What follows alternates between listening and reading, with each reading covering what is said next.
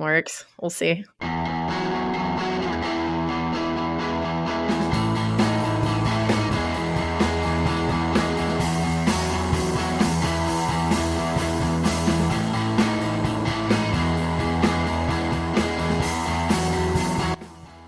Hello and welcome to Jabberjaw. I'm your host, Jessica Dawson Collier, and with me as always is Tyson Wheeler Dynas and Matthew David Smith. Guys, welcome. Hey, where you guys been at? It's been a long time. You've just been sitting there. I have been for 37 days. I am soiled. It's a long time, buddy. It's a long time. I'm glad to see you guys are here now, though. That's good stuff. Yeah, Tyson and I like to show up late to the party. That's true. That's how we roll. We used to be fashionably late. Now it's just forgetful late. It's an age thing. It is forgetful late. That's all right. Yeah. Last half of your life is so fun. I saw my sister last night, and she's like, I've been trying to catch up on the podcast. And she's like, what was the deal about that Burger King plane? And I was like, holy shit, I didn't even remember that. And I was like, okay. Oh my God. Yeah, so long ago. It's like, June times. I know. And so much has changed since we met. I mean, the world has changed. Oh my God. The world has shifted. Yeah. And summer's effectively over already. We were excited. We just gotten there. Now it's on the downswing. Yeah. And now kids are going back to school next week. Literally. Mopey little faces walking around. Oh, sad. Man, poor bastards.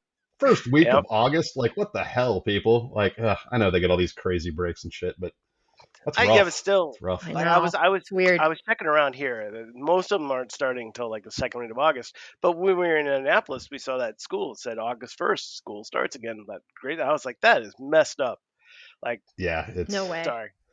I used to be pissed that school would start after Labor Day weekend. I was like, now it's a whole different bag of bullshit. Yeah. I did that thing though. I only remember it in high schools where they would start us on 2 days and then we would have Labor Day off. So it was you got a 3-day weekend after 2 days of school. I don't know if you guys experienced that. I was like, that's pretty good. That, let's ease into this. Yeah, we used to have I remember Felton, we had track and field days at the end of the year. Oh, so you remember that? So the ice cream and that whole week, all we did was watch shitty movies in the cafeteria and it was basically a week off school. It was fantastic. It was better times. Better times. Much you better might have a teacher that'd walk you up to the C Mart to get a slushie. Somehow. I was gonna say we did that a couple times. Yeah, that was great. Yeah, it was a little wild. It was wild. Actually, I suppose that was real close, wasn't it? You guys just walked. It was. It was. Yeah. Oh yeah. Yeah. Back in the time when it was not what's it now, Papa Murphy's? Nah, it's something else now. I guess I don't know. It's like a pawn and silver. It's not Papa Murphy's anymore?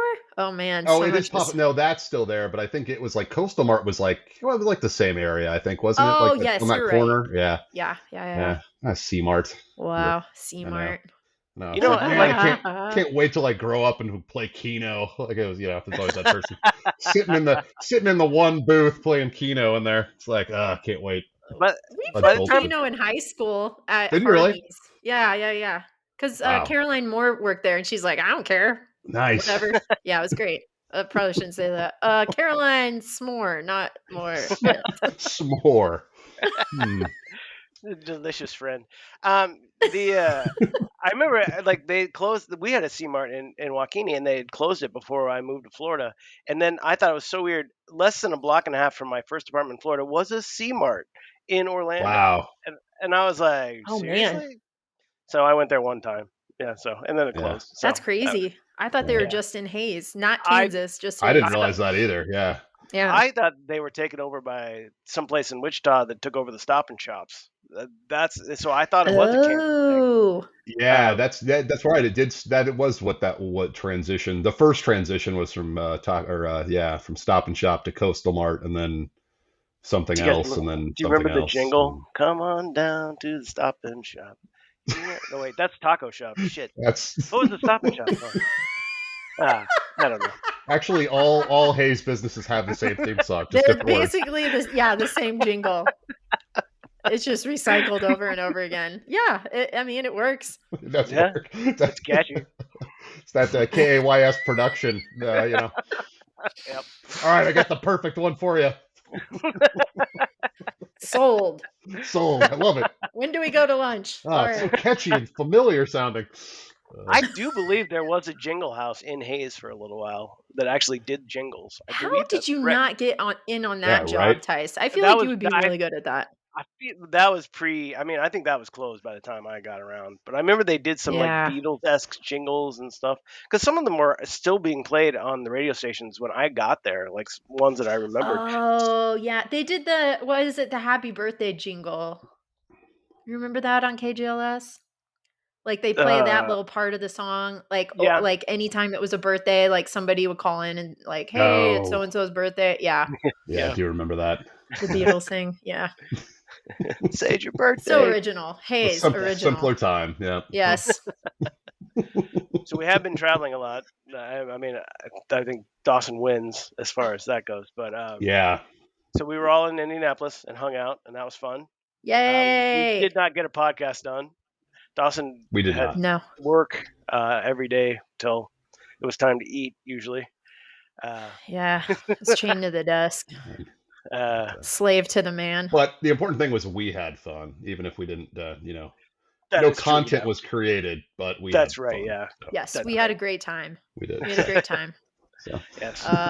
We were going to see De La Soul, but then we yeah. ended up seeing Guided by Voices.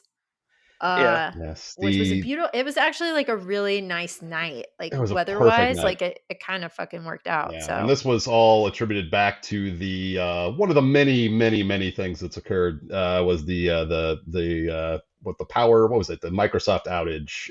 Canceled. Oh yeah. The crowd strike. The crowd strike. Microsoft. End of the world. Yes. Yeah. And so they did not make it. They did not make their flight. So luckily, I had purchased tickets to 2 shows that evening because so we went to the didn't other see show De La as a Soul, backup, but we did not. We did not, and we passed on we could have gone and eaten food and enjoyed local DJs, but we opted not to do that. Yeah, that local DJ. I kind of love that they did that though. They're like, De La Soul isn't here, but we're still gonna party. Yeah, that's true. I'm glad they did something because people were excited. We were excited, and then it was just like we found out like an hour before the show or something like that, where we were like basically and we had an inside. We had an inside man on the job. Imagine all the people that showed up. I'm sure a lot of people showed up. Yeah. Didn't they announce it like an hour before on Facebook that they weren't going to be there? Like an hour before, an hour. It was something ridiculous like that. So, Yes. But anyway, it was fun. It was fun. I had such a good time, and honestly, I've been telling so many people, I'm like, my mind has changed about Indianapolis. Like, and just there's so much cool stuff to do. So much. Yeah. And people are still giving me weird looks like, you're full of shit, Dawson. I don't know. Like, I'm not. I thought the same thing when I moved out here. I was like, what the I was just like, because I had like dirty Midwestern industrial city in my head. Like, I was just like, oh my God, I'm going to get black lung. And like, and now it's quite a lovely place. Quite a lovely place. Well, if you just judge it from like driving from the airport through, or like, like there's kind of like old suburbs, from the airport to the downtown area, Yeah, that drive is actually very cool. Yeah, so it's like interesting, but you can see like, Rust Belt town kind of thing going on there, and then you get to the other side and it's like, oh shit, look at all this stuff. Sorry, north side of Indianapolis or south side. I don't Sorry, know north side. That's where I lived for 2 weeks, so I didn't get a good impression, clearly. I would like to give Smith, your girlfriend, a shout out. She made us a Jabberjaw cheesecake, which was incredibly sweet. It was delicious, and I still can't believe that she did it. And we will be posting it so everyone can see. Crazy elaborate. You guys will be crazy elaborate. You guys won't believe it when you see it. Stop the podcast, watch the little clip right now, and then come back. It was something else. We ate it while playing a game that Tyson refused to play, so it was a lot of fun. Hey, I helped get it ready to go. Anyway, no. I mean, you did. I think I enjoyed it more because Tyson wouldn't play the music. Yeah, so like I said, it was the chaos factor. It was like, it was like we're all playing by the rules except for this guy. What's he gonna throw into this fun? And he did. Yeah, he did. Disavow Totally. any rules or knowledge of what had happened before No or rules. after. Yeah, that's great. I kept It was forgetting the literally rules, to like, be play fair. a song. What does that remind you of? And then we got into, after he wouldn't, we wouldn't let him play the Mystery Science Theater 3000 movie.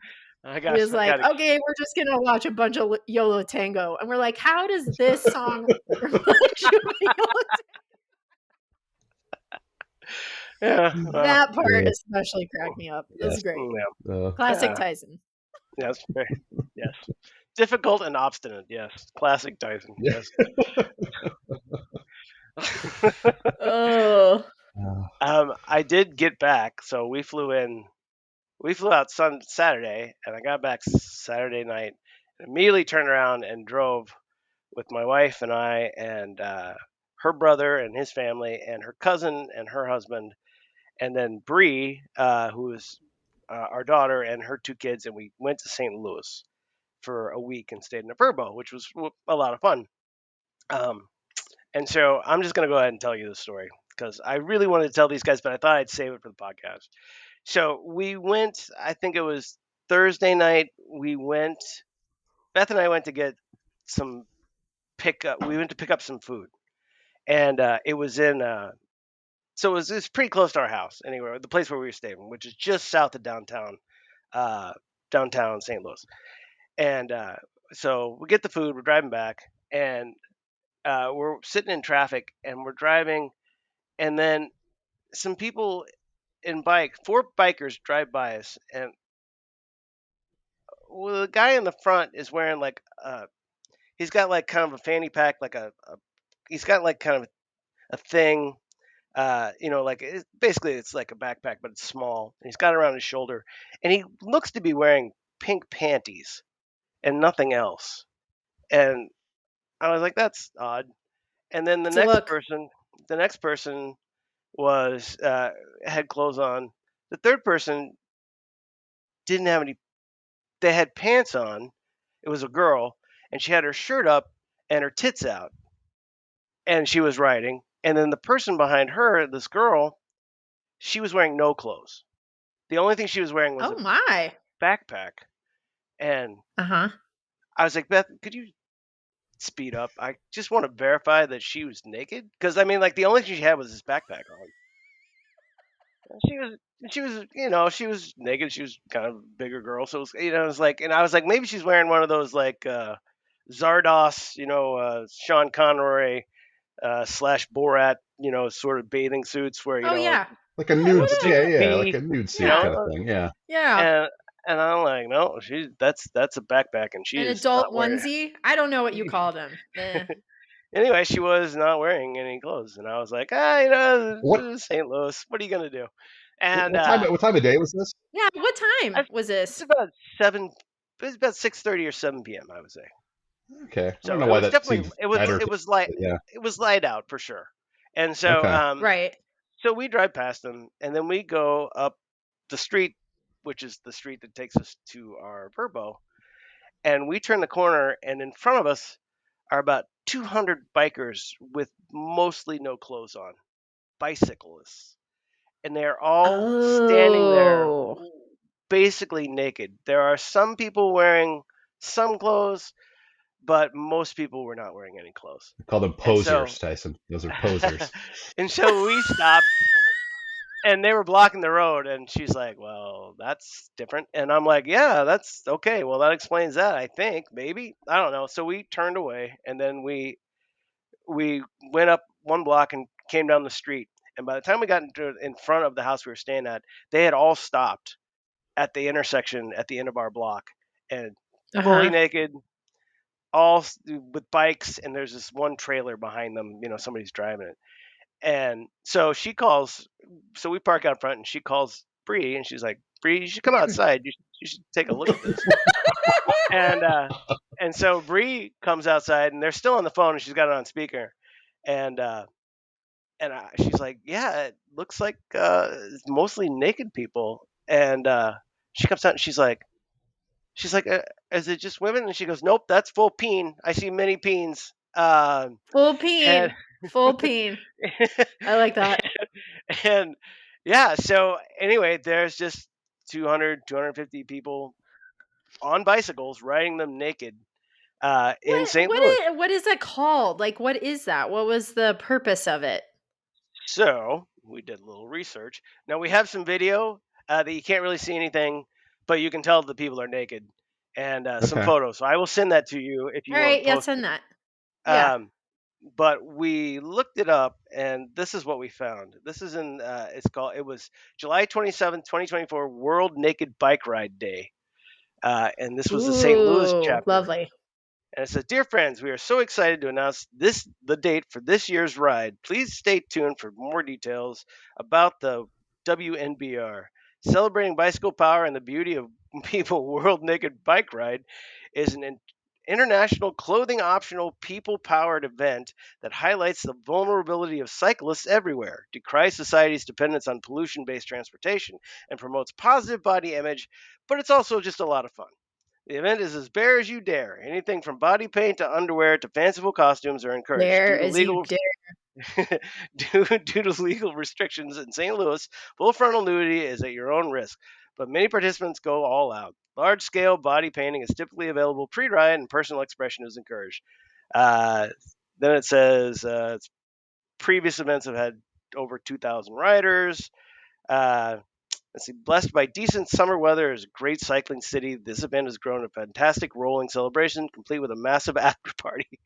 Yes, and I think that's why everyone was there. I think the after party must have been Yeah, epic. the after party sounds like, yeah, Yeah. I don't So know, fun's the word. But kudos, particip- kudos to them for like, they took the drive, like the four of those people. They didn't like just, save it for the event.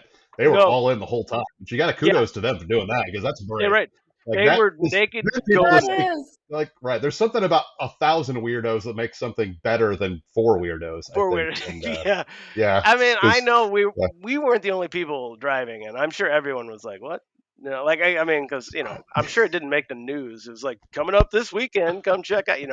But uh, skip the local weather guys. Like, don't forget Thursday night's clothing optional bake ride. So anyway, it was. So it was probably the most notable thing that happened while we were there, and Wow, so that's I will it's hard to forward beat you that. the information or our personal bits that we videotaped and recorded. But So to it's speak. I don't think I'll ever take part in that, but I will support all the free well, balling and let's talk about the difficulty of. vagin going on.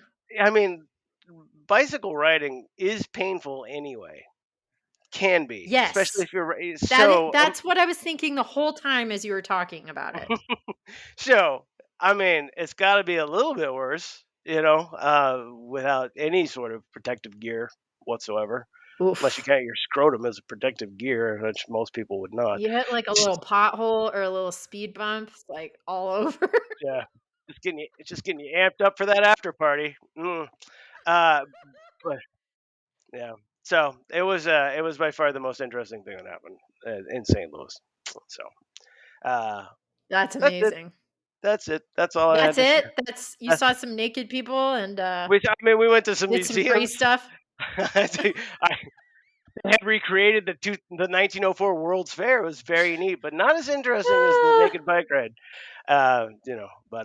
But yeah, it was great. Highly recommend St. Louis. It's very much like a kind of an eastern city, like an East Coast city, more than it is like a Midwestern city. Which I would agree with you on that. I was only there for like a day this past week, on Tuesday actually, to see Red Hot Chili Peppers with some of my friends from high school. And we actually, it was like I missed Tyson just by a few days in Kansas City, and then I missed him in St. Louis too. ships in We the got night. together and did a little swimming at my friend Casey's pool, and then went to, yeah, the Chili Peppers concert. And I have never seen the Red Hot Chili Peppers, nor have I wanted to. Um, Yes. and so both of them, Casey and Becky, have been multiple times, and I was not really looking that forward to it. But yeah, it was How was it? interesting. It was interesting. I had a good time. But yeah, it was. I don't know. I was around a lot of like fangirls and boys for Anthony Kiedis and the whole guy. That was a little. That was a lot. But they were great. They put on a great show. Like that amphitheater there in St. Louis is probably one of the best ones I've been to. So yeah, that was super fun. Was it the one downtown? It was a Hollywood amphitheater. So I don't know.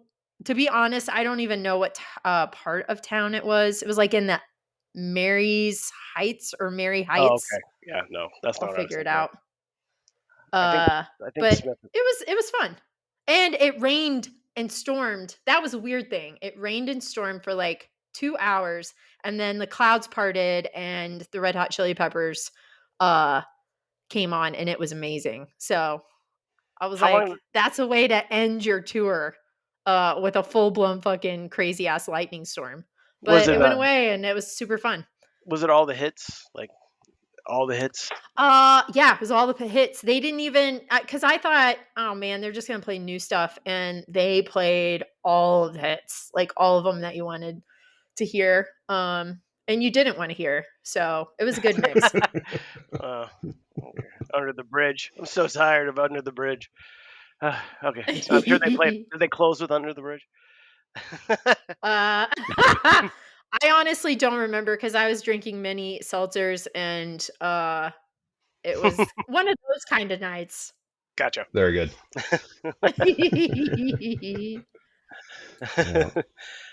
We can hear you, Matt. So we can't see you, but we can hear you. Oh, good. So. Good. I have see you. temporarily disabled the video because I'm seems to be a little slow this afternoon. So I don't know why. Little internet slowage. I think so. Fine. It's yeah. That CrowdStrike thing. It's still hanging on. They don't need to see me. They know I'm here. And Matt, you didn't you go to you went to like a cabin or something, didn't you, Matt? We did, yeah. My little brother and his boyfriend, fiance, came up on last week, and they were there for almost a whole week. So we went and we had a cabin for 3 days that we rented in beautiful Brown County, Indiana. And we were there and just kind of hung out and kayaked. It's a little cabin. I talked about it before, but it's a little cabin with a private 12-acre lake. So we just kind of hung out there. So and nice. And, yeah, the pictures are incredible. And cooked. Yeah. And then we got a boat on Thursday. We rented a speedboat on Thursday, which was fun. So we did a little tubing. Hell yeah. And yeah, it was a good time. And they were here for this weekend, so we just kind of hung out. Didn't do a whole lot. Went to Fogo de Chao, the meat palace. Oh, hell yeah. Ate some meat, which is always fun. I can't do that anymore to my good. body, but I wish I could. It's so amazing. Brazilian steakhouses are where it's at. It was fun. I've never done that. Yeah, it was fun. Yeah. Well, that's You've cool. never done it, Tice? It's got kind of like gauntlet. Yeah. Yeah. It's a lot of meat. It's a lot of meat. I mean, I'm not opposed to it. It's just never come up in an opportunity. Yeah. No. I mean, you literally have like a card, and it has green on one side and red on the other. And as long as you have the green side up, they just keep bringing all this meat on skewers to you. Really? So you can load up. Yeah. Oh yeah. You it's have nuts. your, you can. You have have your own stop go sign that you put up the basement. Yeah. Yes. Wow. Yes. Okay. Yeah. Yeah. That's amazing. And it's necessary because like they will just come up and like because it's weird. They all hit at once too. It was like we went like 15 minutes. We're like, where's the meat at? And then it was like boom, boom, boom, boom, boom, and you're like, oh my god, that's good. I mean, my god, it's an experience. We'll see if we can make that happen for you sometime.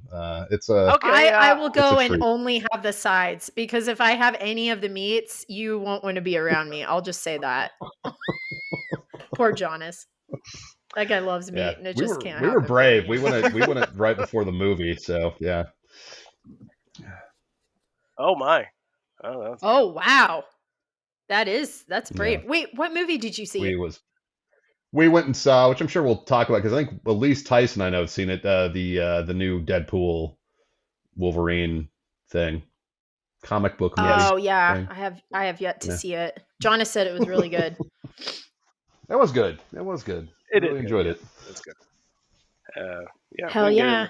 The nerd stuff in a little bit, but yeah, it was good. Yeah. we're going to see Harold and the Purple Crown tomorrow.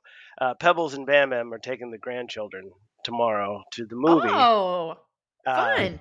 So I am, but Kaylee, she wanted to go with just Bam Bam, but we couldn't figure out a way to leave Beth alone with just the 5-year-old because he's kind of all over the place. So we're going to the same theater, but we're sitting in different parts. So it's like we're going to the movie by ourselves, but we are going to be in different areas of the theater to watch a movie that's got a 30% on Rotten Tomatoes. So I'm not expecting magic, but doesn't really matter. I mean, practice sleeping with your eyes open a little bit. There you go. That's all I gotta say. I've seen. I mean, my whole life for the last 5 weeks has been, How to Tame Your Dragon. All these. That movie's pretty good. No, I saw it a long time ago. Oh. So there's 6 seasons of that. I didn't even know. And okay. then there's, never mind. Never mind. There's like these weird Screw tiny Spider-Man cartoons for like little kids, and then Doc McStuffins, and I did get Kaylee to watch The Tick, the animated, and that was fun. Although she didn't quite get it, it still was fun. And then she started watching The Simpsons, I think to impress me, but she doesn't really that's get cool. it. Nice. It is cool, but she doesn't really get it. But she just thinks Homer's an idiot, and I'm like, well, that's his How old deal. is she? 7. How old is she again? 7. Okay. That's a big ask for a 7-year-old. That is a big ask. Yeah. I feel like around 9 you start to figure it out. But I mean, it was her idea, so she just kind of does it. So, but yeah. Yeah. But so I mean, seeing Harold and the Purple Crown, that's just par for the course. I'm just gonna watch straight R and X-rated movies for like 2 weeks when they there leave. You go. Just to get the brain back, a bunch of scary movies. Fair. Cleanse the palate. Yeah. I'm gonna go watch Maxine, see how that goes. It's so good. I liked it. I liked it a lot. I'm sure it's good. Have you seen the 2 prequels? The Pearl and yes. Yeah. Oh, I've seen which one was X? That was Pearl? The first one. Pearl was okay. I saw Pearl X. I did not see Pearl yet. Yeah. Yeah. Pearl's weird. Good though. No. Yeah.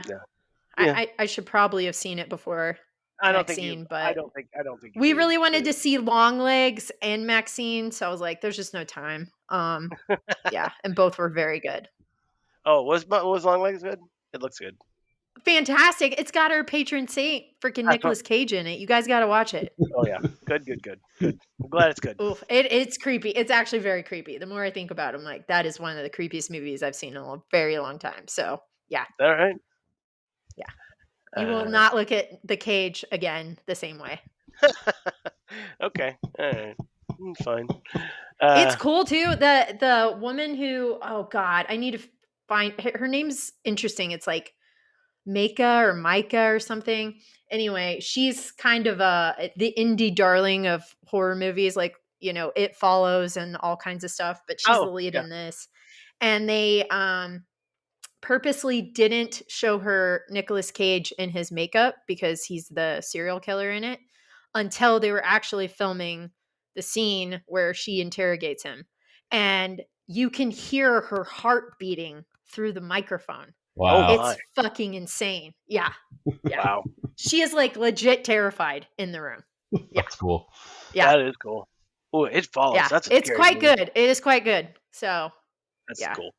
It's a plug. I don't know if I plugged it a year ago when we did the last show, but it's an early plug. Everyone needs to see it. All right. We should probably, since it has been a year, do we want to do headlines and recap on all the things that we've missed? Yeah. Let's see. I think this is going to be more of like a mind game of like how much can we remember over the last month. So we'll just go. We'll just like whatever. Let's just go. Let's just free base this shit. Tice, you wanna start? Okay, well, I think okay. So we were just sort of talking before the beginning of the show, and I think Matt said the last thing that happened that we didn't talk about was that Trump got a very good ruling from the Supreme Court saying that the president is not liable for anything he does as president. something like that. Right. I think that was where I think we left off. So that was some bullshit. Yeah. So we can talk about that for a minute. It was some bullshit. That was some bullshit. Yeah. But like I said, it's like it doesn't even matter now. It's so long ago. It's like, it's like, it's like as our rights are chiseled away, they just hurt. Like the pain is gone after about 3 weeks. So it's like just never really knew. That's right. Until it comes up again, and it actually affects us. It's like, yeah. And then let's see what happened after that. Okay, so like then everybody was like, Joe, I think we talked about this. Joe, you got to get out of the thing. And then everybody came out and said, President Biden, please stop. I mean, it was really George Clooney that kind of put the Yeah, so that was a huge deal. That was final nail on that comment. I was ready to just like rail on that, like just rant about that, because it was. I mean, so to back it up a little bit, I think what led up to that was not too long after that Supreme Court ruling, there was a little presidential debate, and Joe did a real bad job. He just did not do a good job. He looked very terrible. out of it, and I think that, and it just. I don't know. It was a really weird, but it was so obvious. And then a very weird thing happened was that the Democrats found a little bit of backbone and started slowly speaking. Now, most Democrats did not. To be fair, probably about 15% of Democrats actually found some backbone, maybe even less than that. But that's pretty good. And so there started. So like over the course of like a couple weeks, it just started building, and more people started kind of coming out, and of course all its surrogates, and ultimately, I think a week ago Sunday, is that all the longer it's been? I think so, because he 12 got days COVID, ago. and he said he got COVID. The COVID thing. He got COVID, right? He got COVID supposedly. And then one of the best, I think it was who was it? Somebody on CNN put it very pointedly, and they were like, Trump didn't let a bullet stop him. He let COVID stop, and I was like, oh yeah, that's a pretty good. So we're gonna get. I'm jumping the lead a little bit on Trump getting shot, but there's all the time in the world to talk about that. Not like I'm surprising anyone here. I'm fairly certain people were, but I think we were texting, and I think that they were showing that we just happened to be watching it and saw something. I think I texted you guys. Well, and then the RNC, everybody there was putting bandages over their ears in solidarity. Yeah. And I did see some funny people putting like maxi pads on their ears as a joke. I know you guys were texting me. Yeah. I was at my high school reunion, my 30th reunion, and you guys. Oh, that's right. Did he get shot? That's right. Did he get shot? Did he get shot? And I'm like, and all I wrote to you guys was like, please, God, don't let anybody in my class find out about this, because I just didn't want to talk politics with my classmates, because I know we're not all on the same page. I mean, I know where they live still, and I know who they were, and it's just like I don't want to deal with it. But nobody did. No one talked about it. But anyway, so he got shot in the ear, right? Oh wait, let's finish the Joe Biden thing. Yeah. So anyway, so he Sunday. Dropped out. Yeah, Sunday, a week ago Sunday, he announced, and as much sort of graciousness towards the man, and he did the right thing, and he did so. That dude got kicked out. He did not quit of his own volition. He was removed. So make no mistake about that. And again, I'm glad he did. He could have fought it more. So let's he tapped out. Let's give him credit for that. Yeah, for sure. Huge amount of credit. But what I learned, I think, from that whole thing more than anything was media sucks. Even the media that I thought sucks. They're all a bunch of lying sacks of shit. One of the most hilarious I thought was about a week ago. I mean, they're terrible people. No, you're right. I used to love Rachel Maddow. Idiot. I'm serious. I cannot. She's just a lying idiot. I mean, she really is. It hurts me to say that. But no, I think he gave one of the thing that just blew it for me wide open was when he had he did an interview that didn't go very well a week later, but he talked about foreign policy correctly for 5 minutes. And all the anchors were like, "Oh my God, it's such a master stroke. He's so good at this." And I'm not bragging, and I know you did too. We had this level of concept of policy when we were in middle school and like high school. I mean, it was not deep stuff. He just knew the name of countries and what was happening there. And they're like, oh, nobody knows foreign policy like Joe Biden. So it was so obvious that the DNC had come down and said, we need to be nice to Joe this week. Otherwise, we're not granting you interviews. It was so obvious. There were all these people. There was a great composition. I think it was on John Oliver this week of all the people who were like, oh, yeah, he's staying and he's in this for the long haul. And all of them were wrong. And then I think so. It really was like when he finally pulled out of the race, I was kind of surprised because he had gone on for quite a long time. And it was bad. But at the end of the day, not to belabor it, but like once your own party is telling you to step, like it's over. Like it's just over. Like it's over. And they just couldn't figure that out. Yeah. So I'm glad. I am starting to be a little more hopeful about Kamala because I did not think it should have been her. I think that was the reason why. Yeah, that was the consensus. Yeah, what did you say, Smith, exactly? I could. Immediately he was like, well, at least he didn't endorse Kamala, and then like 20 minutes later, he's like, fuck, he just endorsed Kamala. Yeah, I did. Yeah. Yeah. Because I do think I do think it was a good opportunity as someone presented. It's like, we're going to do a little mini quick sort of primary, right? We're going to redo the primary over 2 weeks. It's all this free media, right? It's going to it's all these people being on TV. It looks like an open process. And to be fair, the right's been criticizing it. I agree. It was kind of a closed process. They didn't it wasn't very democratic. And I think but at the end of the day, I think I'm a little more optimistic than I was. I think we got some really good polling numbers today that showed her up, I think 4 and 6 points in Rasmussen. Oh, so that's there's some traction. I think people are desperate for anybody new. And so I think, and she's raised a shit ton of money, which is great. She has. She's raised that's insane. Yeah. Record setting $370 million, I think, for the month of July, which is crazy. Is just 2 weeks. Right, exactly. Insane. So, and nobody was giving Joe Biden money during those first 2 weeks. That was like the last thing. Oh my God. People were just handing it to people on the street because they're like, I'm not giving this to Joe Biden, so you take it. I mean, that's how bad it was. And I don't begrudge him at all. I don't really blame him. He just got old, but the thing that pisses me off is they hid it from us. They flat out lied to us about his condition. Yeah, they did. They did. Well, I mean, the signs were there. I mean, remember like him, I don't know if you saw him on Rockin' New Year's Eve or whatever, we got interviewed. And they're like, what are you doing on your New Year's Eve, Joe? And he's like, I'm eating ice cream. I love ice cream. And his wife's like, he does love ice cream. And I'm like, Jesus Christ, Joe, fucking take it down a notch. I mean, you're not helping anyone. I don't know if you guys remember that. I was just like, oh my God. Shut up about the ice cream. I did not. Yeah, I did not see that. I stopped watching after Dick Clark bowed out. They can't do it's Dick Clark. Seacrest now, so I'm like, hard pass. Yeah. We had something about that guy the other day. What's he doing? Seacrest got a new gig, didn't he? Doing something? I don't know. Dude, you know what he's doing? Wheel of Fortune. That's right. That's what it is. Yes. Right, He is the new Pat Sajak. Let me tell you what. Not happy about it. I love Wheel of Fortune. And I love Pat Sajak. I'm sad about it. Yeah, it's going to be a different... That's my unplug. My early unplug. That's fair. That's fair. Yeah.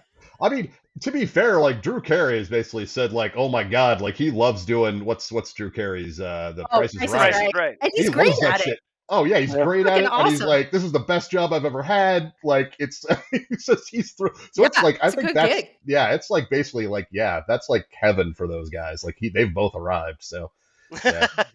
It's weird to see though. It's weird to see all the old faces go away. I mean, we've lost every well-known game show host. He was the last one. He was the last one. Yeah, he stuck it out until Vanna. I guess Vanna's still there, right? Vanna White, but she's not a host. She's she's not even a co-host. I don't know. How do I describe her job? Yeah, without being misogynistic. I think it's impossible. It is. It is. She's a. No, that doesn't. She was in the running for maybe taking over, which I think she would have been fine, But I don't know. It's just weird. They didn't even give her a shot. I think she did fill in one day, which is weird in and of itself. But and they were like, "Yeah, that didn't work." The thing with Pat Sajak, I don't know if you guys remember this. He had a late night talk show on CBS when we were kids. Yeah, I do remember that. I don't remember that Pat at all. Sajak show. Yep. It was awful. What was it called? the Pat Sajak show, and it was fuck. it was I was up against Johnny Carson, and it was like I mean, you know how vanilla he is on that game show? Like that's how Yeah. this talk show was. I mean, it was bad. I mean, I think it did 6 months maybe. But yeah, I it had was no idea they went up against Carson. That's insane. Yeah, that's terrible. crazy. well That's a dumb move. well, that was when they had Arsenio and like, Dennis Miller had one for a while, and then, but Yeah. so like they were trying Yeah. to take on, and Joan Rivers had one for a little bit, but Yeah. his was I mean maybe Chevy Chase's was worse, but Patsy Probably. was pretty bad. So, I don't know. Anyway, I don't miss, but I'm not gonna miss Pat Sajak. I liked it when like people would. I mean, there was a thing where somebody guessed something wrong, and he was like, "I'm gonna guess Alec is like put it in the butt or something like that." It was something like Oh yeah, I in did see the that. butt. That was great. Yeah. And Pat Sajak's like, "No, that's not it. I don't know what show you've been watching, but that's not that." I'm not like Pat. Just laugh. It's okay. You're retiring in like 2 weeks. It's fine. But Yeah. So I'm surprised he didn't. That's true. That's actually very true.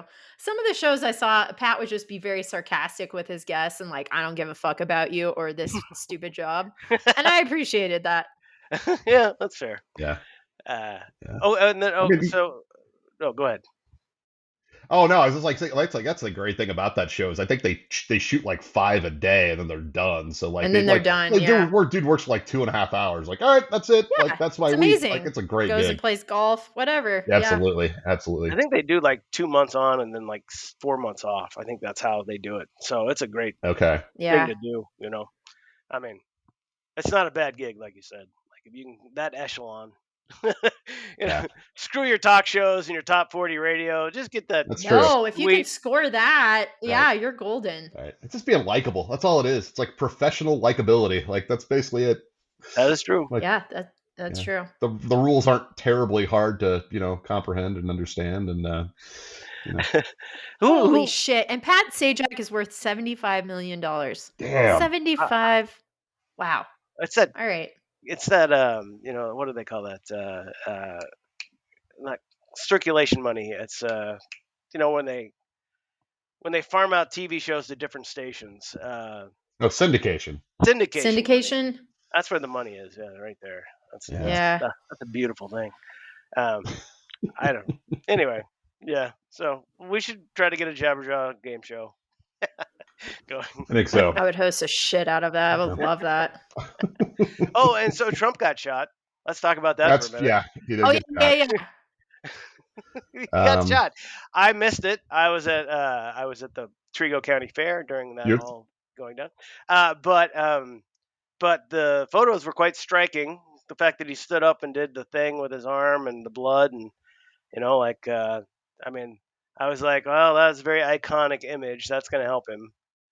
Yeah. And it did. I mean, but funny now stuff going on there. He's back to his old tricks now. They said it changed him. Yeah, it changed him. Yeah, for 2 seconds. Right, exactly. For like the first 12 minutes and that was great. Like that was like the first like beacon of hope we'd seen, because I think it was before Kamala had announced that whole thing with the RNC convention, but his speech like fucking sucked. It was like 2 hours long. There were all these pictures, falling asleep and leaving. There were like all these pictures, these MAGA buffoons like falling asleep in their chair, like, and they're listening. It's like they equate him to Jesus. It's like falling asleep listening to Jesus for these people. But it's like, I can't do it. I too many corn. I can't do it. Like it's just like so. And I'm happy to report that his favorability is now back down to 36%. Yes, so that dude gets no empathy, like no sympathy whatsoever. Like he's a fucking piece of shit. I know, and you know what, and I know he's a terrible human being. That was my whole thing with it too. It was like, oh, everybody feel bad for Trump. He got shot. No, he's been promoting violence since day one. Fuck that guy. Yeah, and I loved how everyone was like, oh, the rhetoric's got to end. And like, this is not a thing until 2015. Like, this guy invented this rhetoric, and it got him shot. Dude. And so I'm not, right. You know what I'm getting you guys for Christmas? This is a little teaser. Ooh. But I don't know if you saw the TikTok of right now everyone's crazy uncle is making T-shirts with Trump with his fist in the air, with blood in his ear. Glassman's uncle, who owns Casual Graphics, was actually making T-shirts, and I'm getting you guys. All right. You know what? I'll put it in the I'm not going wing. to say which one because they all have fun sayings at the bottom because Chris is an idiot, and I hope he hears this. But they're terrible. They are terrible. Oh my God, I know. Sorry. I cannot believe he is actually selling them. I can't believe I'm paying money for 2 of them, but you're welcome. So yeah. It's just everybody's just a bunch of selfish people doing things to just benefit themselves. And God, imagine how much money you would have made it had he died. Like, bet your sales would have been through the roof. Like, God. Yeah. So it's just it's so funny. Like, those people will spend money. I think I saw something here that like at the one of the county fairs in Indiana, there was a vendor selling Trump hair, which was basically yellow cotton candy in like a cup. Ooh. Trump hair. Yes. That's like, even if the biggest Trump fan would like, that sounds absolutely disgusting. I would hope. But no, it's just, gotta make a buck somehow, right? That's true. Somehow, some way. Actually, one of my plugs, one of my not plugs, but one of my headlines was this opinion piece from USA Today, and you guys should look it up. It's by this guy named Rex Huppke, Huppke, Rex Huppke, and the name of it is "It's All Jover." Now Harris for president has ruined my anti-business merch business. My anti-Biden merch business, and it is hilarious. He just goes down about all this shit, like now he's losing money because he's got all this bullshit that he can't sell because Joe Biden. That's so true. Because all the Let's Go Brandon, all shit, the merch is is outdated. Out the window. Oh, that's so funny. Isn't that beautiful? That's great. And even the Republican Party is pissed off about that. They're like, we had so many great, plans, and then like, we're gonna run an ad. At store. Oh, so many good ones like Sleepy Joe. Oh, they must have spent many. The think tanks, the Cato Institute worked overtime on that one. Jesus. Yeah. That is funny though, because like you've been brave enough, Tyson, for the sake of the show to actually venture into a couple of these you have, local retail which actually outlets. Concerns me a couple times. Yeah, to be honest, they woke up on Monday and were like, "What the fuck are we gonna do?" Like, absolutely. I did think about that. I mean, I'm not feeling bad for them at all, but no way. I mean, like, 10%. What is their insult to Kamala going to be? Like she's not really black. No, that's it's funny. They're saying they don't really know because obviously their first instinct is to be absolutely racist, and they are being yes, and racist. they are. Yeah, even they're smart enough to know that they need something else. Like they know that they can't win this on racism alone. It's not the 1960s anymore. You just can't be. You gotta be a little racist plus. I think is what they're looking for now. Yeah, plus a little zhuzh. So. A little something. I don't know what they're gonna like. Yeah, I think what's her laughing Kamala, I believe, is the best they've come up with. I guess because she has a laugh that's. Well, and I like how Trump presented it to his people. He was like, "I like to call her laughing Kamala, LAFFIN apostrophe. He's such a dumbass. Fucking Jon Stewart's takedown of that was. Oh, that was excellent. It was so good. That was so good. And the who was it that did the I'm forgetting Chelsea Handler. Her ex post was. Did you see her response? Oh, this is I'm transitioning this into the other story, which is of course another win for his what's his nuts from Ohio, our new vice presidential nominee, JD Vance, and so I think she was responding to the JD Vance thing because he went out and said some things about the childless and how they're basically worthless pieces of shit. Yes, he did. Yeah. And literally the easiest thing in the world to do is have a child.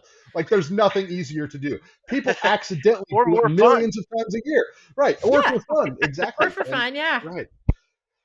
So anyway, he's been a disaster, which I'm loving. Like, and if you don't know his background, so he wrote a book about 10 years ago. He was the guy that got out of the sticks and like went to Yale or Harvard. We went to some Ivy League school. And he Yale. wrote He went a to Yale. novel, Yale, and he wrote, poor Yale. I'm sure they're regretting the shit out of that. For sure. Oh my God, that devalued that institution by a building or two. Yeah. Like, good Lord. Yeah, they haven't took a hit like that since Mr. Burns has revealed he's from Yale. So that should be Harvard's new motto. You're paying $120,000 a year to go to where JD Vance went to school.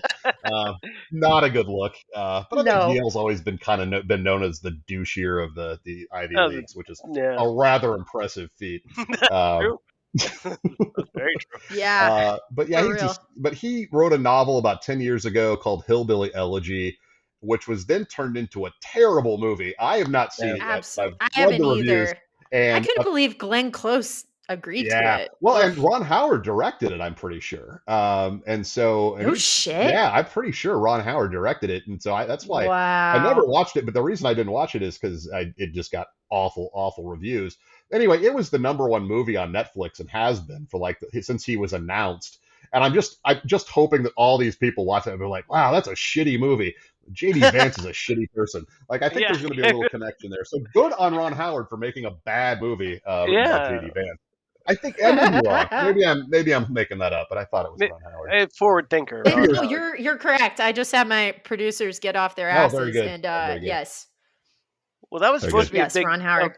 That was supposed to be a big deal because apparently it was a very inspiring story that is now completely collapsed into bullshit. But Glenn Close plays Mama with a W at the end. Mama. That is her name. Mama. Yeah. I mean, my favorite thing, obviously the best thing to emerge from this is the couch story. Are you guys both familiar with the couch story? I am. Okay, sadly I am not. And I wanted to wait. I was like, I'm going to look it up last night. But then I was like, nope, I want the boys to tell me.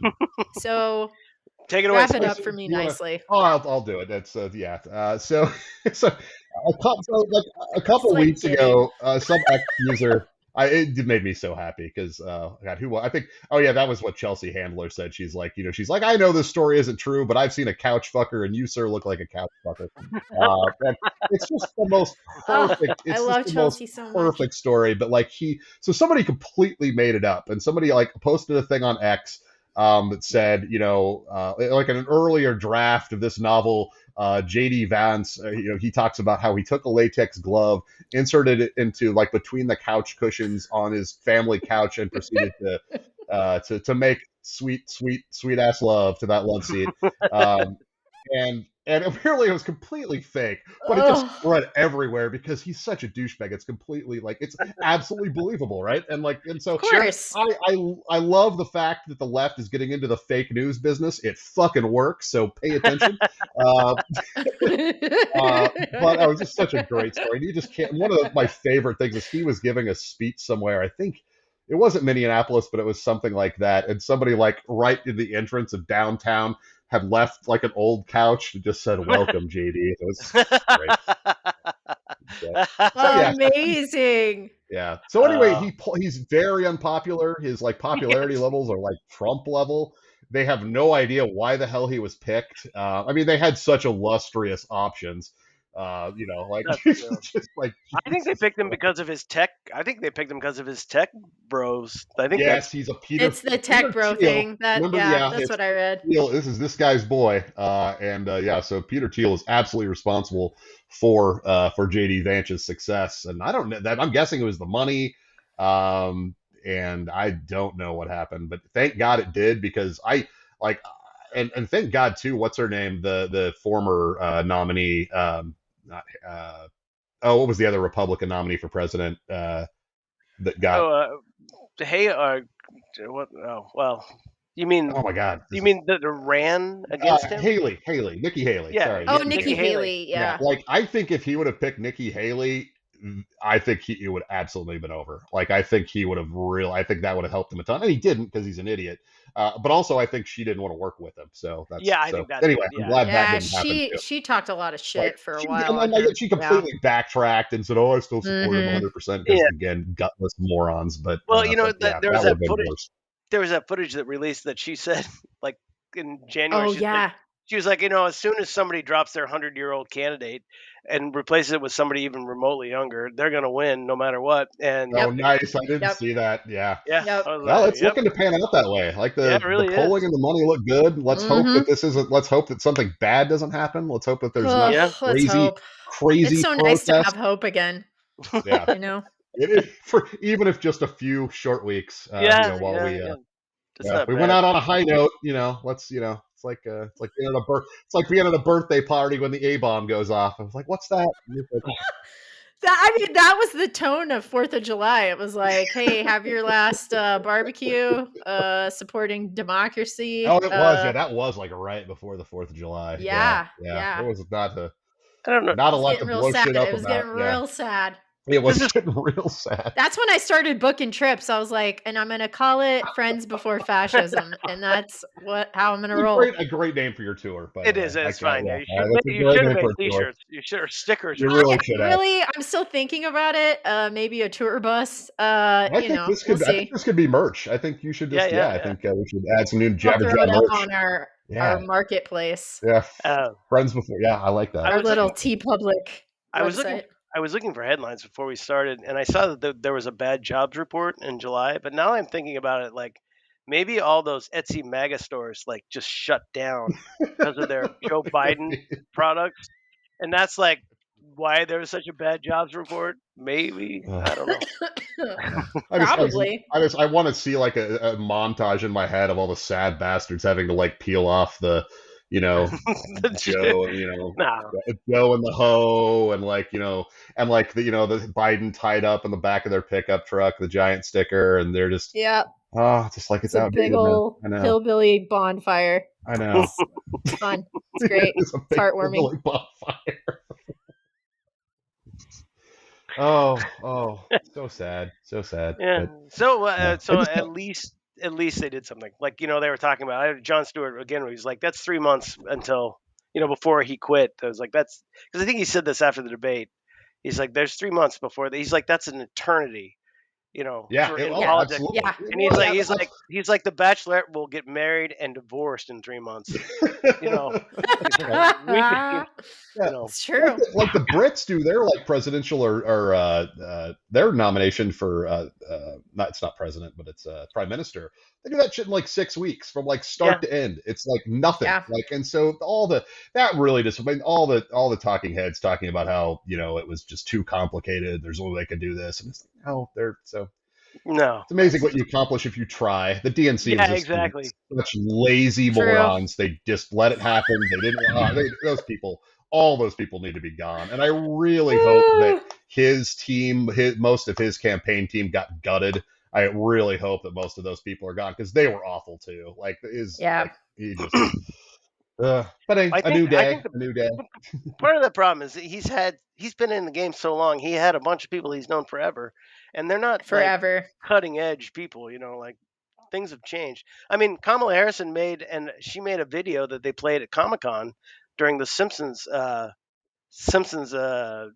panel or whatever, and she quoted the Simpsons, and people went nuts. Like she quoted this. No shit. Yeah, she quoted this thing. It was one of my headlines.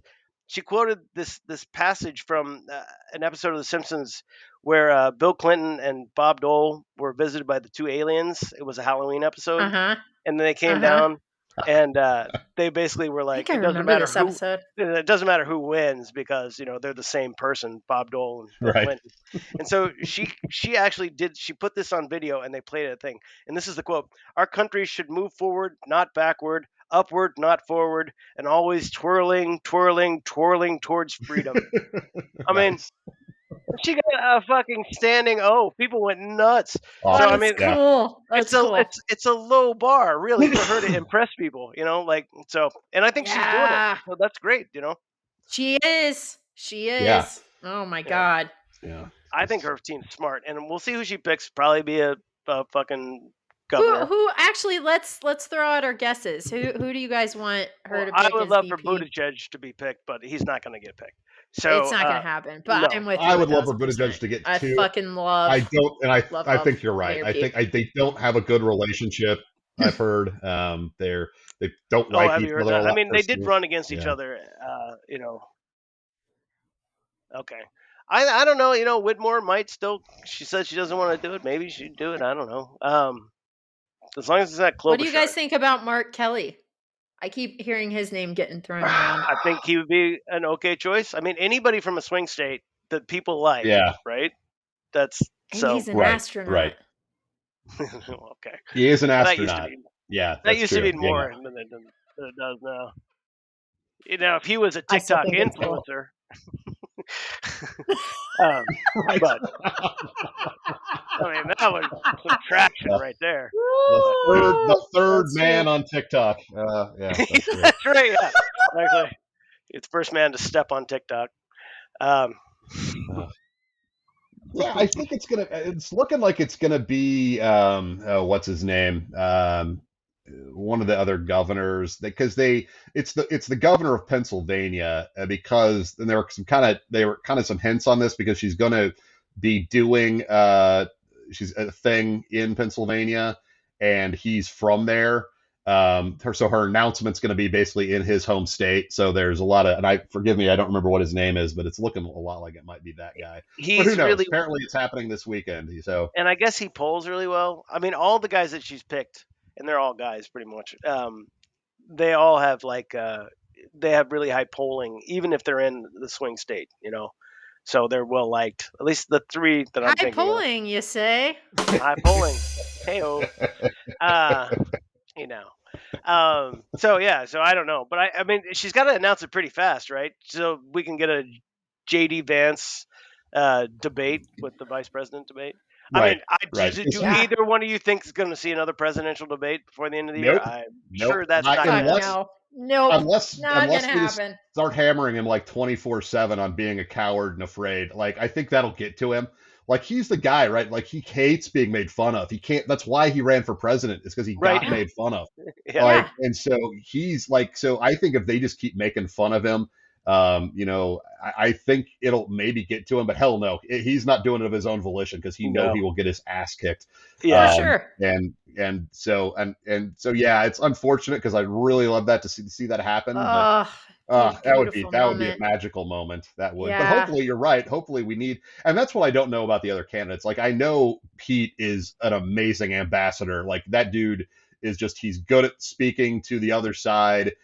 He's just such a good goddamn communicator. I know the other nominees are not that good, but I hope they're close because I think that's helping. Like, I do think getting him out there and even though the vice president doesn't do shit, who cares? This is a popularity contest. Like, right now, it doesn't matter. So get the best person who can advocate for what you're doing and speak it well, and I think they'll be fine. So, it's going to be a long 2.5 months until Judgment Day. I do want to point out one thing, and I'm sure most people know this. Judgment Day. Well, we can talk. Well, sorry. Haunted Bible time. Sorry. So anyway, I just want to point out one more thing. This whole thing, he got in trouble. Trump got in trouble because he was at a conference and he's like, so is Kamala? She's black all of a sudden. She's not Indian. She's no but she wasn't black. And now she's black. He said that at a black journalist conference. That was where he said it.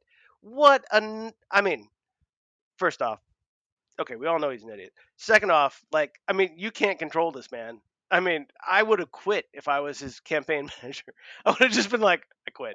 It was bad. Oh yeah, it was Him asking her to explain DEI, that was cringy. Yeah. I think the black jobs thing too. That was such a subtle catch, but a subtly little kind of racist, they're black jobs. Oh, what? That just shows you where he's at. And yeah, I was a little troubled by how many applause I heard though from that thing. I was kind of he did get some applause, and so I'm like, where is that coming from? And what no shit pound paper did you the Republican DEI? I guarantee you, if you're a black person in the Republican Party, you are a DEI. That is why you're there. It's like Christian rock.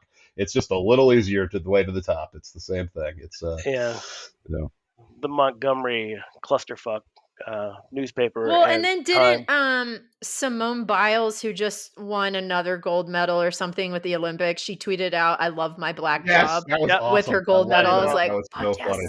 Yeah, she nailed that. Yeah. Which brings us another big thing. The Olympics started. Yes. And have you guys been watching? Oh, we are mainlining a little bit off and on. Yeah, a little bit off Same and on. here. It is the only thing that has been played in our house since it started. I'm not kidding. And in St. Louis and here, it is the only thing that is on.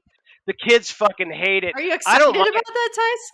Well, I actually don't mind it. I mean, so far, I really like the weirdo sports. You know, like we watch trap shooting, female trap shooting, or women's trap Oh shooting. yeah, I did see some And that was super fun highlights from that.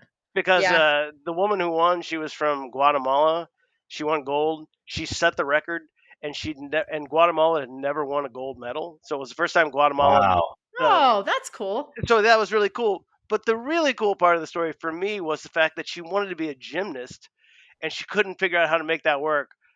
If she wanted to be an Olympic gymnast, and she couldn't figure out how to make that work, so she pivoted and became a gold medal in trap shooting, which is like the greatest pivot I've ever heard in my entire life. That's amazing. That is pretty good. Wow.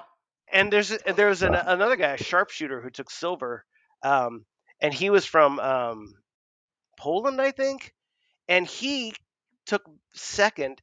And everybody who does those shooting, I don't know if you watch any of them. You can watch all of them on Peacock. They have all the replays, and you can just go by sport. It's amazing. And he took silver. Everybody wears those. They wear these special like fucking steampunk looking glasses and all this weird things. And and he just wore a pair of glasses and he shot. And he only did it because he wanted to piss off his ex-wife because she said he couldn't amount to anything. And then when he won silver, he said, "I just hope I get my dog back from that bitch." Essentially, is what he said. That's all he wanted. No way! Oh, that's awesome. Isn't that great? Not since Mary Lou Retton in '84 have I heard that level of inspiration from an Olympic male. Holy shit! That is awesome! Wow. Yeah, I was very impressed. Damn. Yeah.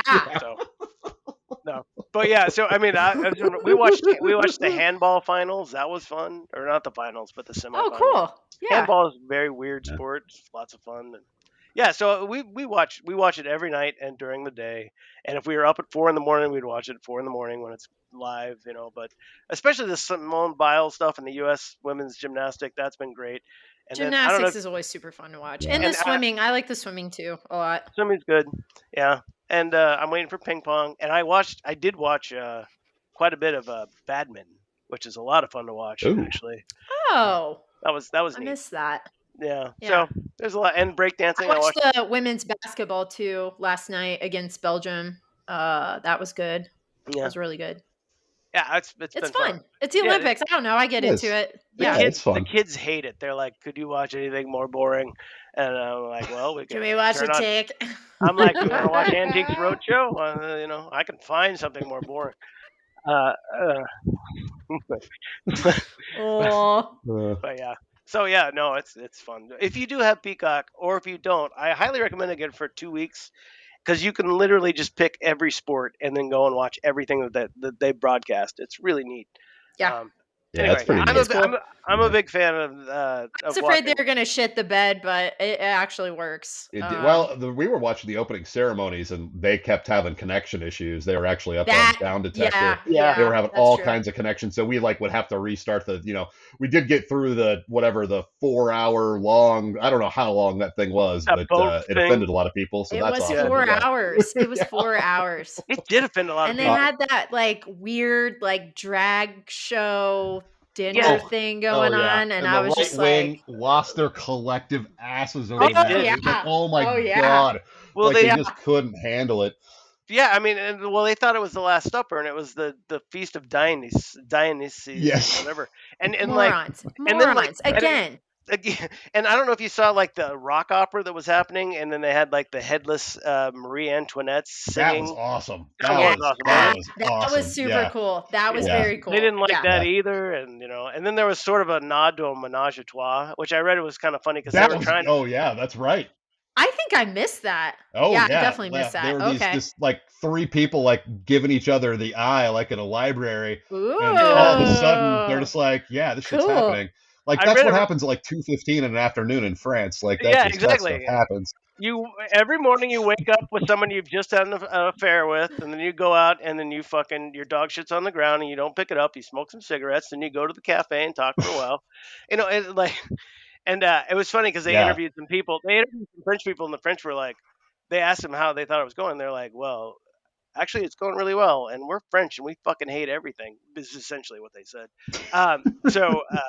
But yeah, no, it makes sense. But I read this funny thing, and somebody was like, well, why do you think they put the menage a trois? And somebody's like, they were probably sitting around being like, what French words do people know across the world? And menage a trois is one of them. So they're like, put that on the list. Let's see if we get around to that. Yeah. Somebody was like, that's good. It's a fun one. Yeah, it's a good one. I really enjoyed it. Even the opening ceremonies, as weird as that was, I really enjoyed that. Yeah, it was cool. That was cool. Yeah.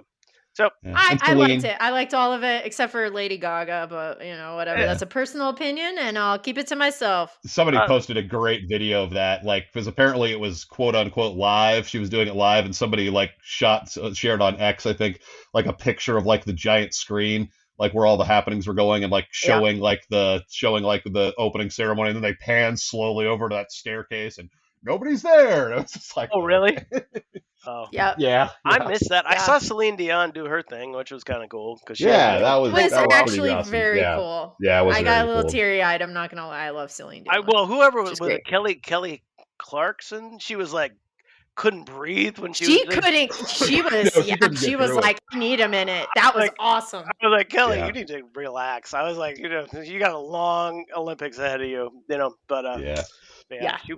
But I was like, well, that's kind of interesting. I've never seen anybody. It's a pretty cool moment to witness. I mean, yeah. So so I don't know what else is happening like another right now, but another week. Got like another week of the Olympics. Is that about right? I think there's 3 weeks. I think so, right? Oh, it's like 3 weeks. So we got like is it? Okay. Yeah. So. I know the breakdancing starts August 9th, so that's like still a week. Oh, nice. That's what I'm excited about that. Oh, that's gonna be fucking cool. Yeah, you guys need to text me when that's happening. Tice, like for real. All the good stuff coming up. Yeah. Like it's happening right now. I'll move my laptop out into the living room and figure it out. Yeah. I mean, like to be honest with you, like like the ping pong. That's one of my favorite things to watch. I love watching people. Yeah, play ping pong's cool. We could talk about this forever. Sorry. You want to do plugs, guys? Do we have any more? We should probably do some plugs. I think we wrapped everything. Hold on. We gotta wrap it up with everyone who died in the last one. Yeah. Dr. Ruth died. The famous sex therapist. Yeah, Dr. Ruth. She was also a Richard Simmons. Did you know that? What? She was a sharpshooter. She was. That's right. Yes, in World War II, she was a sniper. Yeah. Holy shit! Yeah. Oh, I love her even more. That's amazing. Right? No, I was like, God damn, that is cool. What a life. What a woman. Amazing. Who else? There was Richard Simmons, R.I.P. You got a list. Passed away. That's I do. I'm gonna save the last one though, because I feel like this is a Tyson person. Oh, I feel bad. I have a hard time remembering who died. Bob Newhart. Bob Newhart. Oh yes, Bob Newhart. That is an unfortunate one. And Shannon Doherty too. Shannon Doherty. Yeah. My recliner died. That was sad. Sorry, Tice, for your loss. It suffered a toddler incident and actually collapsed. Usually it's the toddler who loses those battles, so consider yourself lucky. That's true. Oh my God. Quick run to the hospital. Who else died? Lou Dobbs died. Oh, that's right. Yes, Lou Dobbs. Oh shit, that's right. Oh my God. Okay, yeah. Trump announced it. He got the news first. Yeah. He's like, your boy's dead. Ugh. Your dog is dead. Oh, yeah, sorry. Rest in piss. Oh God, yeah, really, that guy was a piece of shit. And like, what was sad is like he was actually like a respected journalist, like up until like the probably early 2000s. And man, once you move to Fox Business, you just lose your goddamn mind. Like I think that place just sucks. No, I mean he started. That's why he got fired. He started losing his mind. Was it CNN? Is that where he was at? And then he Oh, started. that might have been it. Yeah. He started Okay. going crazy about immigration, like crazy, and then like pre-Trump crazy. And then they're like, "That's enough of that." And they're like, "Fox Business, you're kind of a channel. I guess we can hire and put him there." Maybe he won't notice. Maybe he still thinks he's on CNN. Let's push him over here. Yeah. All right, Lou. Talk about the Mexicans. Go. Go for it.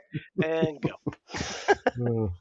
Uh, so plugs. Oh yeah. Let's pluggy. Plug. You, the ice cream manufacturer. You, the frozen food distributor. And you, the food retailer. Stand today in the midst of a selling revolution. For today, you're in a merchandising era of self-service, where display and accessibility are the key to successful merchandising. Yes, today's problem is merchandising. To sell in high volume for high profits, frozen products are impulse items, and impulse buying is primarily an emotional decision. So you think I have more, but I don't. So I want to talk about this show called Game Changer. So there's this pay service called Dropout, and you don't have to. It's $6.99 a month, and you don't have to pay for it. It's mostly D&D stuff, and then some comedy kind of talk shows / game shows. Not generally my thing, but I really enjoyed the show Game Changer. But you could also go to YouTube, their Dropout channel, and watch this stuff for free. But anyway, there's this game called Game Changer. It's a game show hosted by Sam Reich, who is the son of Robert Reich, who was in the Clinton administration. Yeah. Oh. And he bought College Humor, which is what Dropout became. He bought it for no money because it was losing money hand over fist. So he took it over, fired everybody, kept one guy, and then slowly has been building it back up over the last few years. Anyway, he started this game show called Game Changer, and the game it's fascinating because it's 3 contestants, and the contestants don't know the rules of the game, and they have to play the game to figure out what the rules of the game are, and it changes every episode. So every episode, it's a new kind of game. And to play the game, you have to play the game to figure out what the game is, and then once you figure out what the game is, eventually you can start to win at the game. And all of these guys are improv comedians, so they're pretty quick. They're not annoying improv, but they are improv, so they're quick on their feet. And it's there's 6 seasons, and some of it is literally amazing. Like just the thought that goes into some of these games, and like the way that they piece together what's going on. I'll give you an example. It's like sometimes he'll have a box of props, and he'll give each person a box of props, and then he'll be like, he'll name an archetype, and then they will have to take whatever they have and try to put the fashion on and come up with a costume that fits that particular genre type or trope. There's other ones. Me, because that's the number I had from one. Neat. Can you hear that, or is that just me? We talked about. I can hear it. Smith, is that you? Sorry about that. Yes. Is that Robert Wright? No, my Bluetooth switched to my phone, and then when I got a call, and so I lost you guys, and now I'm back. It's the dangers of wireless technology. I just should. Sorry about that. I was like, what the hell is happening? So anyway. I know. I was like, we're interrupting a meeting of some sort. I'm Go sorry. on, Tyson. No, I'm sorry, Tyson. That's probably the best part of the show so far. It'd be like one of those. It'd be a blooper at the end of the episode. We actually edited this. Anyway, the show's called Game Changer. Probably not. I can't really justify how I'm explaining it, but it's really fun to watch. So I recommend watching season 1, the first 2 episodes. If you're not hooked by then, you're probably not going to like it. If you do like it, you'll want to keep watching it. And we were introduced. We were introduced to this by the kids, not the grandkids, but the kids. They love it, and it is really good. There's a show that I missed the first time around. It's on Prime TV called Trial and Error, and it's the kind of it's a 30-minute sitcom, camera, no live audience, in the style of Parks and Rec or The Office, and it's about Okay. basically it's about a lawyer and his staff of people in this small town. He's from New York, but the big thing is he has a main client each season. So there's 2 seasons. The first season it's John Lithgow, who is amazing, and then Oh, the yeah. second season it's uh no, I can't remember her name. Anyway, she's a Broadway singer, and she's blonde and tiny, and I can't remember who she is. But anyway, she's Oh, you know what I'm talking about. I can't think of it. is it Chenoweth? Is her Yeah, last name yes, Chenoweth? it's Chenoweth. Yeah. And she's actually quite good. Kristen, maybe. Kristen Chenoweth, yeah, Yeah. she's quite good. So it's an easy watch if you miss like Parks and Rec and you want to watch something kind of like it. Okay. I would recommend it. Check that out. The town is very silly and funny, and it's just 2 seasons. And I watched one season one day and the second season the next day, just in the background, and it's pretty good. I meant to plug this a long time ago, but I didn't. This might fall under that I watched this so you don't have to, but I would encourage you to watch it anyway.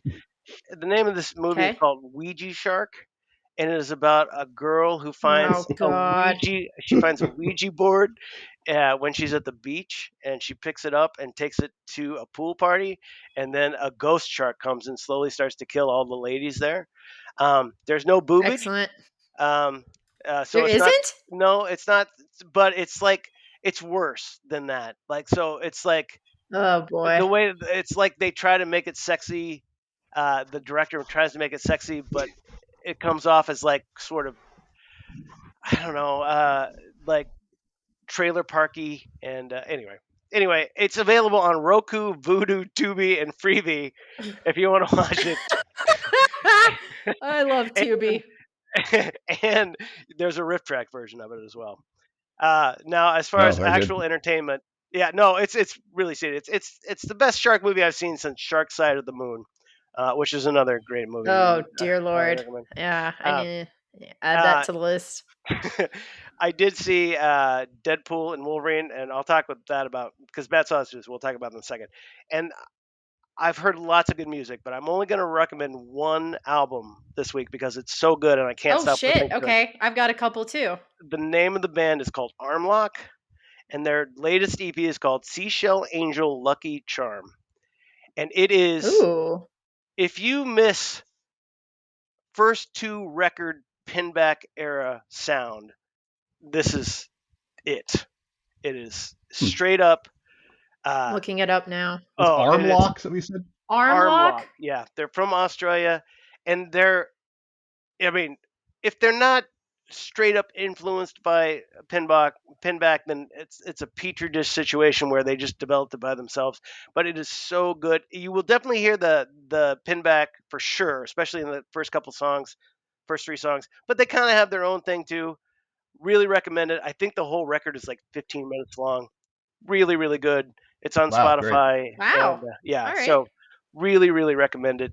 And then Matt and I saw Deadpool and Wolverine.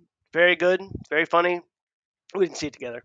But were your expectations met? I didn't really have any. I did not have any expectations. That I was just hoping it would be like another Deadpool movie, and it very much is. But it's actually better because there's more of a story about how. That's cool. There's a lot going on in that story. Is about how they're gonna fix the Marvel Cinematic Universe, I think, and how they're gonna wrap up some of this stuff. And there's guest stars galore. I don't want to ruin any of it. And there's a scene at the end with a bunch of guest stars, but you can't see them because you can't see their faces, but there's a ton of them. And including one of the players from Wrexham, which is fascinating. Have you seen? Have you seen? Yeah, you've watched Wrexham? Yeah. Well, I also know that Rob McElhenney makes an appearance in the movie, right? It got cut. It got cut. But Paul Mullins is in it. Oh my God! Paul Mullins is in it. I love him. But you can't you don't know he's in there, and because he's wearing a mask, he's wearing a suit, so you don't. But he is in there. But you'll be able to pick him out. I feel bad for Rob. He I just wants to be like, Ryan Reynolds' BFF. I know, but to be fair, I feel like he cut him on purpose just because that's funnier. But that's what they do. They fucking just do that to each other all the time. Yeah, I know. So it's amazing. Anyway, but yeah, like there's this whole thing, and then I read some crazy thing on the internet that Beth sent me that was like, this is how it sets up the end of the Marvel Cinematic Universe as we know it, and it gets rid of all this cruft, and then it's going to start this other thing, which I think it might actually happen. So, and just speaking of the Marvel Universe, let's talk about Robert Downey Jr. He's coming back as Doctor Doom, which I'm excited about, and the Russo brothers are going to direct the next two Avenger movies, which I know you guys don't care, but I do care. And I did find out that they're making $80 million for both movies. Robert Downey Jr. is making substantially more. He said in his contract he would only be in Marvel movies if the Russo brothers directed it. And oh wow, okay. Aside from the money he's getting his own private jet, his own trailer encampment on the set. I don't even know what that means. I assume that means that he has his own fleet of trailers that is just for him. And then I don't know, and like just unbelievable perks, and then just a shit ton of money on top of it. So they really, Marvel's like, we got to fix this shit. We got to get people coming to the movie. But I mean, wow, Deadpool and Wolverine did bring in a lot of people. Matt, I'm sorry, I've been talking. What did you think of the movie? No. It was good. It was good, and I know that I did. Like I told you, like I think this is the first like superhero comic book movie I've seen since the original Spider-Man, not the original Spider, but like the 2001 Tobey Maguire Spider. Was that right? It's been a long time. Yeah. We went to that one. It was excellent. I think we did. Yeah, I think we went in Hayes. Yeah, we did it in Hayes. Yeah, we saw it. Yeah. Anyway, that was the last one, so it's been a few, but no, it was great. Like I know I didn't get I know there were a lot of inside, like I think the kids call meta jokes that I just had no idea, but I kind of got the gist that it was very unlikely for the Wolverine and Spider-Man to hook up for some reason. No, it was really funny. It was very funny. I thought it was better than the first two, honestly. I think I just enjoyed it more. We saw it in IMAX, which was great. That's always fun. So, because our plan originally was to go see Twisters, which is the follow-up to the 94, 95 movie Twister, which I'd never seen before, but we thought seeing Twisters in IMAX would be fun. Oh, I bet. Yeah, that's true. That would be fun. Or we don't have those fancy like RDX4 theaters or whatever here, but I know they've got them in Kansas City, and that sounds like a hell of a lot of fun to see that movie in one of those where it's actually like shaking your seat and you're getting wet and stuff. Like that sounds awesome. But no, we went and saw it. It was quite good. We all really enjoyed it. And that was really about it. The only other thing I was going to mention that we watched the first episode of, which was decent, was that the Unsolved Mysteries, the reboot on Netflix. Oh, that's what I'm going to do this weekend. Yeah, so they are out this weekend with, I don't know how many episodes there are, but we watched the first one. It's about Jack the Ripper. And, it's interesting. Is it good? Yeah, I mean, the original wasn't that great. I mean, it's TV definitely like it's definitely higher budget. Yeah. Tice, the hell? No, I mean, look, I was at a bar one night in Orlando, and I met a girl who was an extra on that show, and she had one line. Dude, I always wanted to ask you this. The first time I met Tyson was he was like, what were you like? I want to say like the agent or something for My Hotel Year. Do you remember that, Tice? No, at the Bijou. Anyway, he was wearing a trench coat, and I was like, "Oh my god, this is like a throwback to Unsolved Mysteries." Wow! Yes, and you wore that thing a lot. I know. It was like a staple. Yeah, you did wear that. I haven't seen you in the trench coat in many a year. Where is lost that? it. I lost what it. happened to it? Are you talking? I had this really awesome like 70s, late 60s trench coat. I left it at some place. I don't know where it is, but yeah. So that's why I'm not wearing it. I know, right? All right. Bummer. And it had nothing to do with Unsolved Mysteries, I guess. No, it did. I mean, he was the closest we got to Robert Stack in that small town. So yeah. That's true. Yeah. I was the local Robert Stack. Hopes and dreams destroyed. It's fine. Yeah, no, that's it. I'll have better stuff next time, I think. Still pretty good. I'll watch that. I need to see Deadpool, and I need to watch the Unsolved Mysteries. Wow, this is weird. I actually have 3 documentary series. Holy shit. Okay. Ooh. All right. Well, Smith, then you can catch up whenever life slows down. Yes, I'm excited to hear what you've got in store for us this weekend. So this first one, you definitely have to watch. The other 2, take it or leave it. But it's called The Man with 1,000 Kids mini documentary series on Netflix. I've seen that promoed. Yes. Yeah. Holy it's good, huh? shit. Or crazy. It's pretty nuts. And it's all about this Dutch guy, YouTuber, that fucking just sprayed his sperm around to all these couples that needed a sperm donor. Oh, wow. And he went all over the world. And he has literally like 1,000 kids, and they all kind of look alike. It's insane. Like how he's defrauded people. And I keep thinking about like once those kids get older, like what if they meet? What if they fall? Like that is highly possible. It's fucked up. It's really fucked up. Like, wow. I don't want to give too much away, but it's very interesting. Tyson, actually, you and B might like it from like a standpoint of how is that possible for a human being to just think is okay? Like, what the fuck? So, like, I mean, God complex out the wazoo. Like, for real, it's nuts. Well, I'm getting my search. I'm going to be chairbound for at least 4 weeks, so I will be watching TV. Well, that's a good chairbound doc series. I will watch it.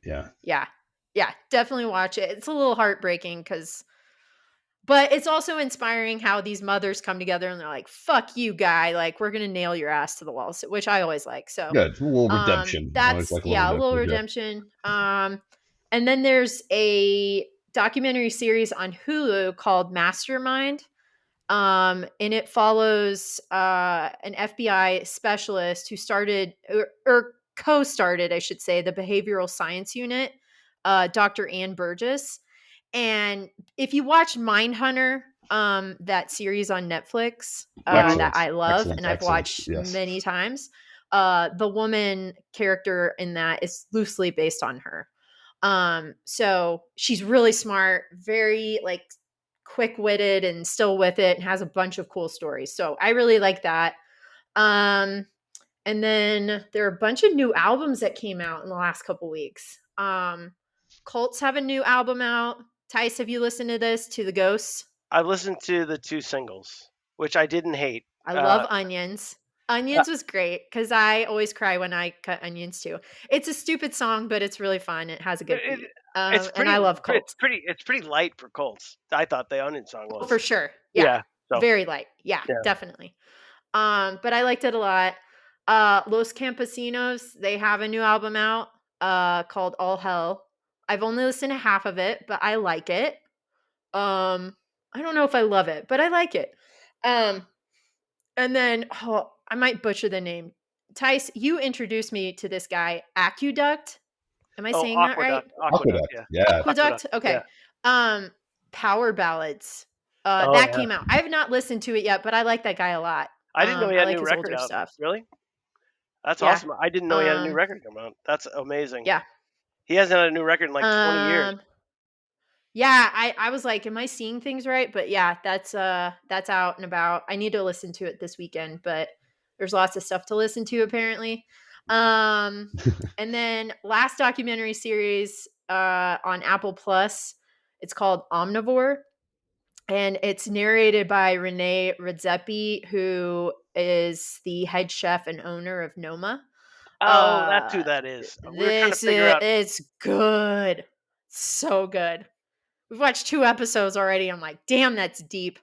Yeah, Beth is super. It's very different. It's very different, like how he does it, and it's not like your typical like food documentary series. He takes it like to another level, which I appreciate. That guy's so smart, and he's like so fucking talented. It's like it's insane.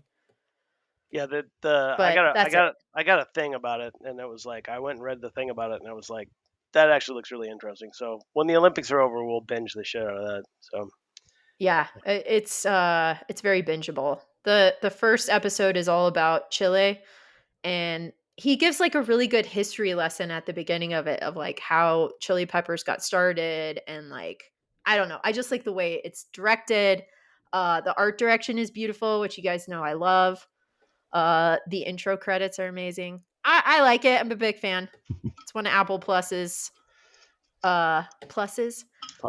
That fucking Jake Gyllenhaal series is crap. That's my unplug. I was curious if anybody into that. So where's that and what's it called?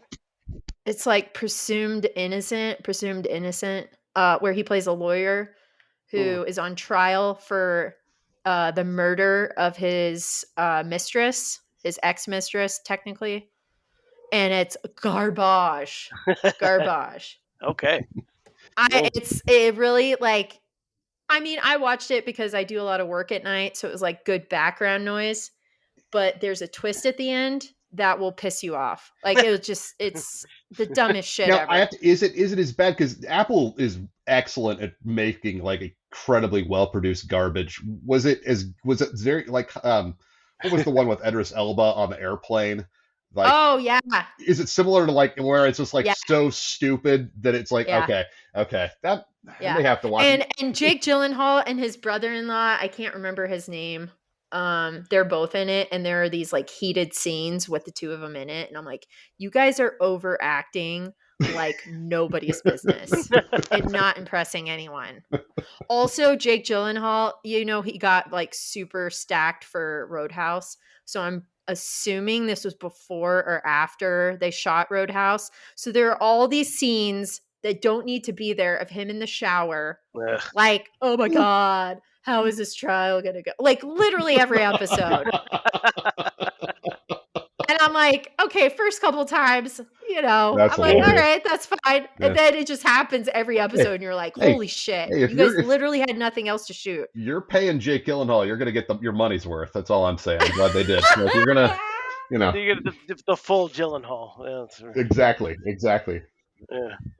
It's a Gyllenhaal experience. Yeah. But his mistress, I will say, the girl who plays her is the actress from Worst Person in the World, which is a really good foreign film from like 2020 or 2021.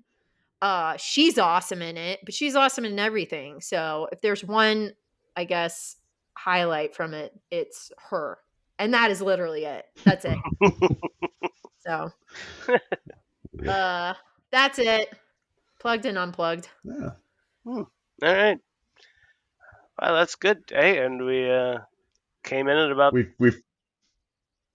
our usual time. We've fulfilled our contractual requirements. I think. Amazing. Headlines and plugs. To my knowledge, that's it. I don't know. Maybe things are implied.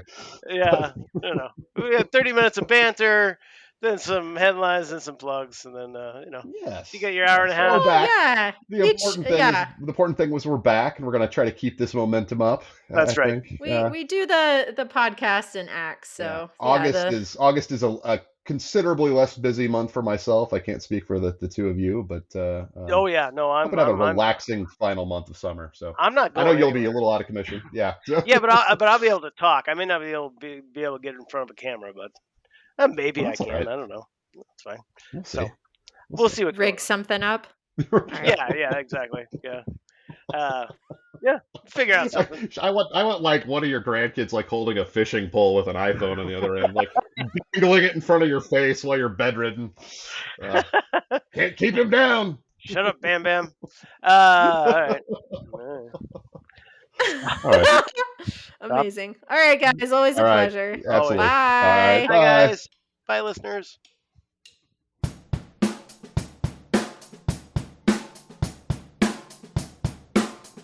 And then there were none.